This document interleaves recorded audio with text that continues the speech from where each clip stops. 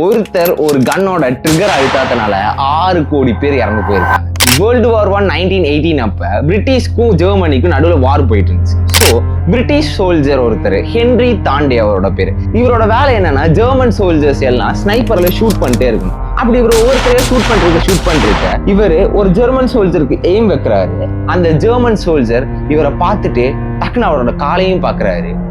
அவரோட காலை பார்த்தா காலில் அடிபட்டு. பொதுவா வார்ல அடிப்பட்டவங்களை கொல்லவே மாட்டாங்க, ஏன்னா இது வார் எத்திக்ஸ்ன்னு சொல்லுவாங்க. அதனால அன்னைக்கு ஹென்ரி தாண்டேவும் அந்த ஜெர்மன் சோல்ஜரை கொல்லாம விட்டுருக்காங்க. ட்ரிகர் அழுத்தாம விட்டவரோட பேரு ஹென்ரி தாண்டே. ஆப்போசிட்ல செத்திருக்க வேண்டிய உயிர் பொழைச்சிருக்கிறவரோட பேரு அடால்ஃப் ஹிட்லர். அன்னைக்கு ஒரு ட்ரிகரை மட்டும் அவர் அழுத்தி இருந்தாருன்னா வேர்ல்டு வார் 2ல ஹிட்லர்னு ஒருத்தரை பத்தி நாம கேட்டிருக்கவும் மாட்டோம், 6 கோடி பேரும் செத்தும் போயிருக்க மாட்டாங்க. அதுவும் இல்லாம இன்னைக்கு இங்க உட்காந்து நான் இதை பேசியிருக்கவும் மாட்டேன். ஸோ ஒரு சின்ன புல்லட்டோட எஃபெக்ட்னால இங்க ஒரு பெரிய ஹிஸ்டரியே சேஞ்ச் ஆயிருக்கு.